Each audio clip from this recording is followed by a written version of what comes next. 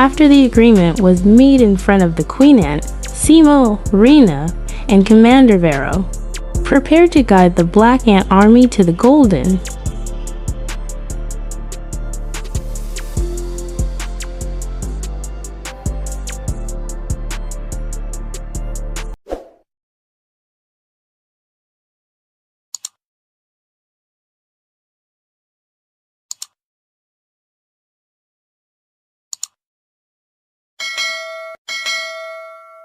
After the agreement was made in front of the Queen Ant, Simo, Rena, and Commander Varro prepared to guide the Black Ant army to the Golden Lake. This journey was not only to take them to a new place, but also to test whether peace could truly be achieved or whether war was still inevitable. Along the way, Simo, a small blue ant wearing a red shirt and a leaf hat, walked beside Rena, who looked graceful in her leaf crown. Behind them, Commander Varro, a dashing red ant, walked cautiously, his eyes constantly watching the movement of the Black Ant colony that followed them from behind. The Black Ants, big and strong, moved in neat rows, their dark eyes scanning every corner of the forest with suspicion.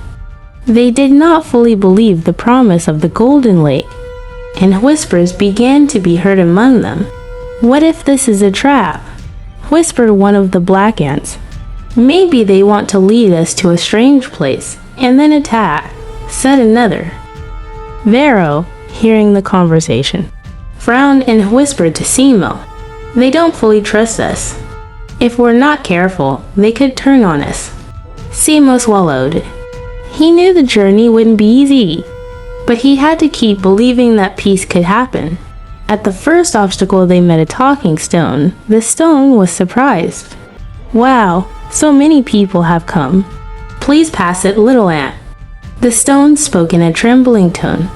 "Hey, okay, but are there no more questions?" said Simo while asking. No, please pass," said the talking stone while muttering in his heart. "I still want to be here, little ant," while staring at the Black Ant colony behind. "Okay then," said Simo. So that's what you mean, talking stone, Simo?" asked Rena. "That's right, Rena," replied Simo. "So can't wait to see the Golden Lake," said Rena while traveling to pass the second obstacle. After walking for some time later, they finally arrived at the second obstacle and met the grasshopper guarding it. "Wahaha, you're back again, little ant," said the grasshopper. "Yes, uncle," replied Simo.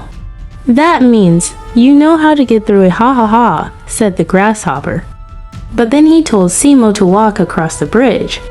After seeing Commander Varro and the Black Ant colony behind him, the grasshopper changed his mind. "Hey, little ant, please go through this path," said the grasshopper. Why didn't Uncle have to find another way to get through this obstacle?" said Simo in confusion. Replied the grasshopper in a low voice, while muttering softly. "Why didn't you say that if you brought that many people? If you didn't allow it, you would definitely be thrown into the river." "Already past there, little ant," replied the grasshopper, who was sweating coldly, who continued to be stared at by Commander Varro and the Black Ant colony. "Okay then," Simo replied as he walked forward. "All right, everyone, we have to cross this small river, because the only way is across the leaf bridge, a giant leaf that stretches over the water flow. However, the leaf is already starting to become brittle and has holes in several parts. We have to cross one by one carefully," said Simo, his eyes scanning the holes in the bridge. Varro nodded. "I will lead my soldiers first." However, one of the big black ants, impatient, stepped first, ignoring the warning. When he reached the middle of the bridge, the leaf began to tear. "Watch out!" shouted Simo too late. The black ant fell into the rushing water below. The current carried his large body away, causing the other ants to panic. "Look what happened. We shouldn't have trusted them," shouted one of the black ants angrily. The situation was getting tense. the black ants began to blame Simo and his group. Rena immediately jumped to the edge of the bridge and used a root to reach the drifting ant. Nimbly, she pulled it back to the river bank, proving that they had no intention of harming anyone. The black ant that was about to drown coughed. They saved me," he said weakly. The other black ants began to hesitate. "Maybe we were too quick to accuse," whispered one of them. Varro, who had been silent all this time, finally spoke firmly. "If we want to reach the Golden Lake, we must trust each other.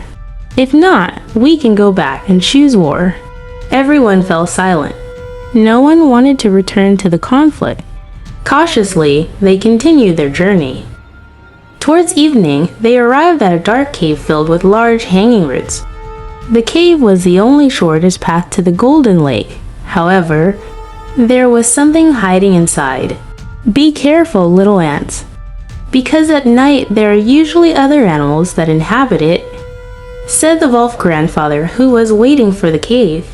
"Okay, grandfather, we will be careful passing through it," sighed Simo with his friendly smile. As they entered, a rustling sound was heard on the cave wall. "There's something here," whispered Rena, her antennae moving restlessly. Suddenly, a swarm of large spiders emerged from the darkness, their red eyes glowing in the darkness. Thick webs covered the cave walls, becoming a trap for anyone who went too deep. "Run," shouted Varro. However, several black ants were already trapped in the spider webs. They struggled, but the webs were too strong. Simo thought quickly. "Use the thorny leaves." Rena immediately collected the thorny leaves around the cave. The black ants who previously doubted them now began to believe. "Let's fight together. We have no history of losing during the fight," said one of them. And together they threw it into the spider's web. The leaves cut the web, freeing the trapped black ants.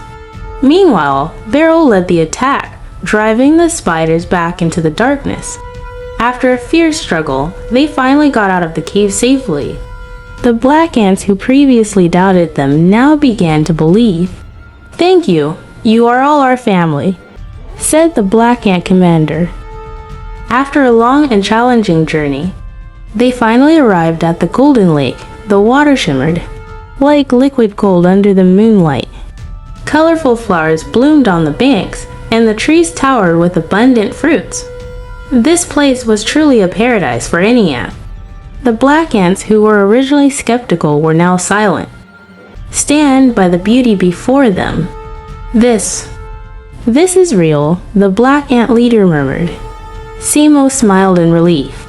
"Now you have your own place without having to take over our territory." Rena looked at Simo proudly. "You really found a way to stop the war." Varro crossed his arms. "Maybe you're not just an adventurer, Simo, you're also a leader." Simo chuckled. "I just want everyone to live in peace." The black ant leader nodded. "We accept this offer. There will be no war. From now on, we are all a family that protects each other." All the ants cheered happily. That night, under the moonlight reflecting off the Golden Lake, the two colonies that had almost gone to war now made peace, and Simo, who initially only wanted to find a story, has created history that will be remembered forever.